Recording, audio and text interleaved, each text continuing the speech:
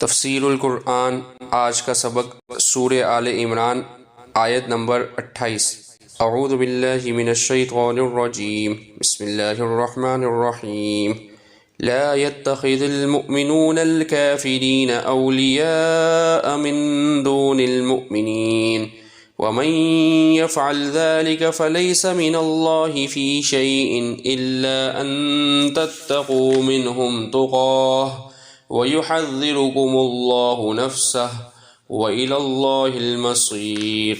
ترجمہ: مومن لوگ مسلمانوں کو چھوڑ کر کافروں کو اپنا یار و مددگار نہ بنائے، اور جو ایسا کرے گا اس کا اللہ سے کوئی تعلق نہیں، الا یہ کہ تم ان کے ظلم سے بچنے کے لیے بچاؤ کا کوئی طریقہ اختیار کرو، اور اللہ تعالیٰ تمہیں اپنے عذاب سے بچاتا ہے اور اسی کی طرف سب کو لوٹ کر جانا ہے۔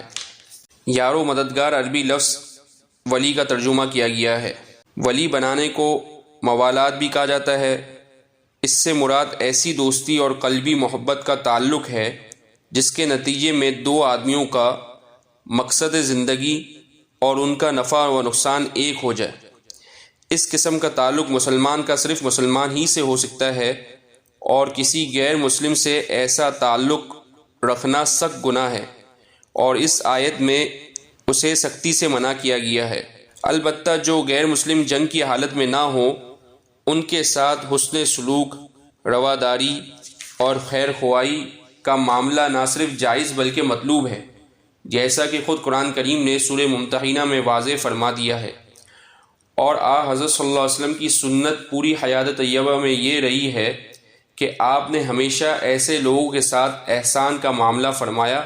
اسی طرح ان کے ساتھ سیاسی اور اقتصادی تعاون کے وہ معاہدے اور تجارتی معاملات بھی کیے جا سکتے ہیں اسی طرح ان کے ساتھ سیاسی اور اقتصادی تعاون کے وہ معاہدے اور تجارتی معاملات بھی کیے جا سکتے ہیں جن کو آج کل کی سیاسی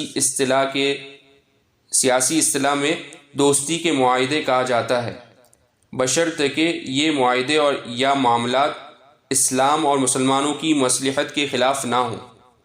بشرطے کہ یہ معاہدے یا معاملات اسلام اور مسلمانوں کی مصلحت کے خلاف نہ ہوں، اور ان میں کسی خلاف شرع عمل کا ارتکاب لازم نہ آئے۔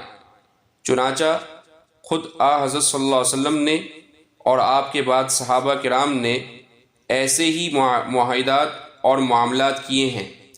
غیر مسلموں کے ساتھ موالات کی ممانعت کرنے کے بعد قرآن کریم نے جو فرمایا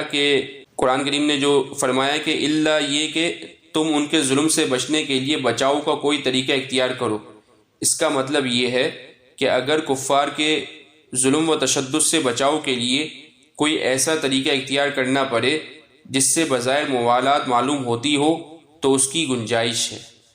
وآخر دعوانا ان الحمد للہ رب العالمین۔